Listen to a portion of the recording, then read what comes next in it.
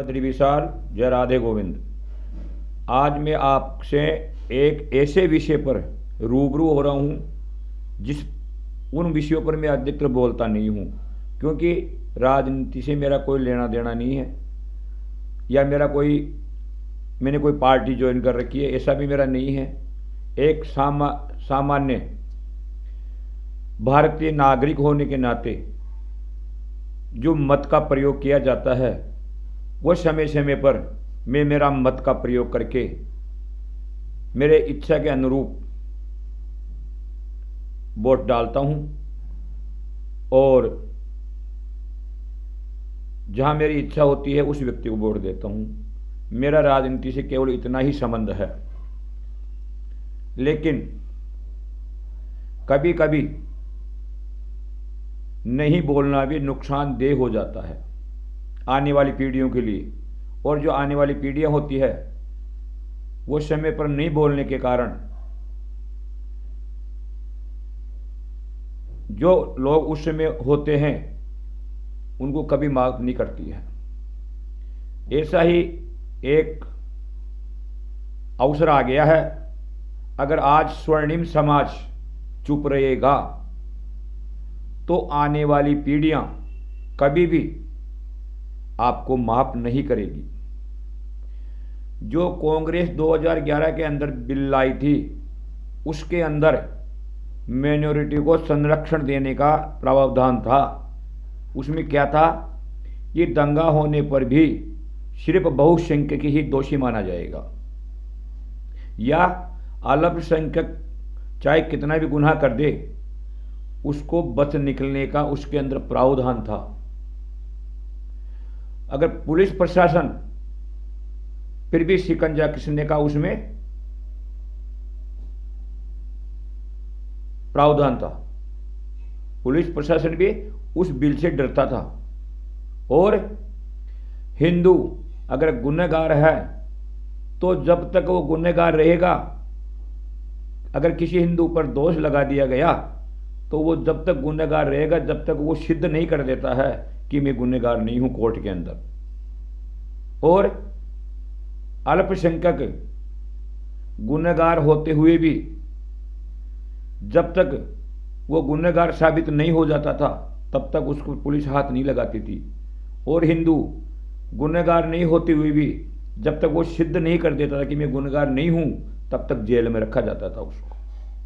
तो प्रभु, मैं सभी हिंदू भाइयों से विशेष अनुरोध कर रहा हूं, ऐसा ही बिल अब श्रीमान नरेंद्र मोदी जी की सरकार भी लेके आई है। जब तक रविशंकर जी कानून मंत्री थे तब तक ये बिल नहीं आया था। फिर उसके बाद किरेन रिजिजू जी कानून मंत्री आए, उन्होंने भी इस बिल को नहीं लेके आए।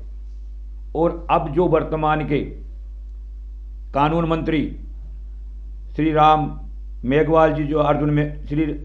राम मेघवाल जी जो हैं, उन्होंने इस कुकृत्य को करने का काम किया है। अभी जो ये बिल आ रहा है, ये बिल यूजीसी के नाम से जाना जाता है। यूजीसी क्या है? यूनिवर्सिटी ग्रांट्स कमीशन, यानी जातीय भेदभाव को मिटाने का चोला ओढ़ा करके इस बिल को जो यूनिवर्सिटी है, जो उच्च शैक्षणिक संस्थान हैं, उनके अंदर कुछ लोगों का समूह बना करके आयोग के नाम से गठित किया जा रहा है, और उनको इस नाम से स्थापित किया जा रहा है कि जो जातीय भेदभाव है उनको ये लोग देखेंगे। लेकिन ये कहने वाली बातें हैं। इस बिल में क्या है? इस बिल के अंदर वही बातें हैं जैसा हिंदुओं के और मुसलमानों के बीच में कांग्रेस ने भेदभाव करने का तुष्टीकरण करके अपनी राजनीति रोटी सेकने का काम किया था, वैसा ही अब बीजेपी, क्योंकि अधिकतर देखने को मिलता है जो स्वर्णिम समाज है उसने ही बीजेपी को यहां तक पहुंचाया है। लेकिन तुलसीदास जी ने लिखा था, क्या लिखा था कि नहीं को अस जन्मा जगमाई, प्रभुता पाई जाय मद नाही।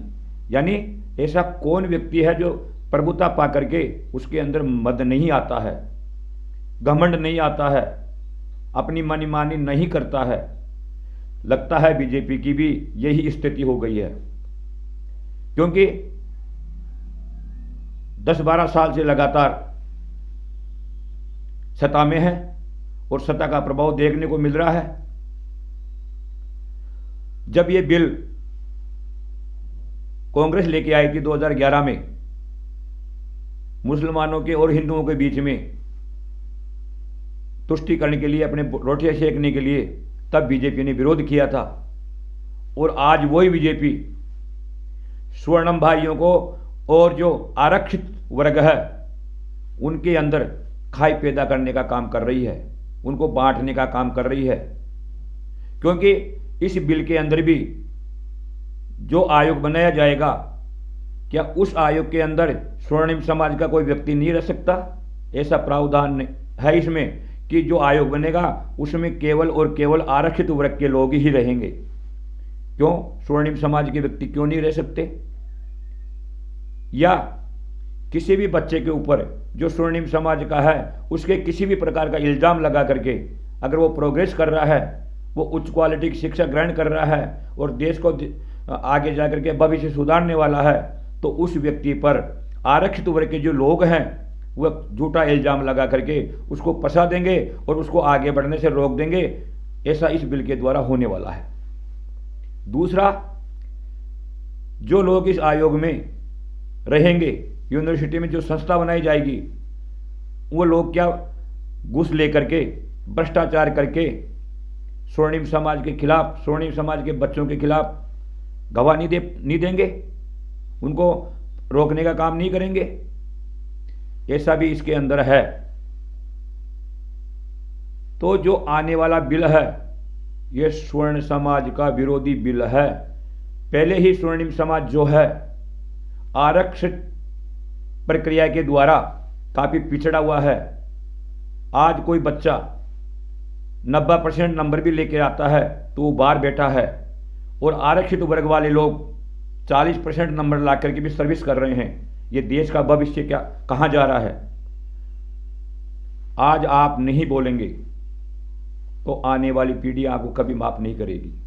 मैं तो यहां तक कहूंगा, अगर बीजेपी के अंदर भी स्वर्णिम समाज से कोई व्यक्ति पदाधिकारी है, पद पर आसीन है, तो उनको अपना इस्तीफा तुरंत दे देना चाहिए अपनी समाज के लिए। अब क्योंकि जो व्यक्ति समय की नहीं पहचानता है, समय को नहीं पहचान पाता है, तो आने वाली पीढ़ियां गर्त में चली जाती है, और गर्त में जाने के कारण वो दोषी हमेशा ठहराया जाता रहता है भविष्य में। यानी एक व्यक्ति तो अच्छा काम करके मर करके भी अमर हो जाता है, और एक व्यक्ति बुरा काम करने के बाद अगर मरता है तो जन्म जन्मांतर आने वाली पीढ़ियां उसको गालियां देती रहती है। तो मैं बीजेपी में जितने भी पदाधिकारी है स्वर्ण समाज से संबंधित, वो सब लोग अपना इस्तीफा दें और इस बिल का विरोध करें, और विरोध करके इस बिल को लागू होने से बचाएं। क्योंकि बीजेपी की अब वो स्थिति हो गई है, क्या हो गई? सचिव वेद गुरु तीन जो, प्रिय बोलई भय आश, राज धर्म तन तीन कर हो ये बेगई नाश। बीजेपी के अंदर कुछ लोग ऐसे चाटुकार आ गए हैं जो अपना तो काम सिद्ध करते ही हैं, और चापलूसी करके जो समाज में होना चाहिए उसके विपरीत काम करवा देते हैं। और हो सकता है आने वाले चुनावों में बीजेपी को इसका रिजल्ट देखने को मिलेगा, क्योंकि जिस पायदान पर आज बीजेपी है वो पायदान स्वर्णिम समाज की ही देन है, और बीजेपी ने अपना खुद का नुकसान करेगी अगर ये बिल लागू करेगी। तो आप लोग सब स्वर्णिम समाज से मेरा अनुरोध है, पुनः एक बार आप इस पर ध्यान दीजिए। जय राधे, जय गोविंद।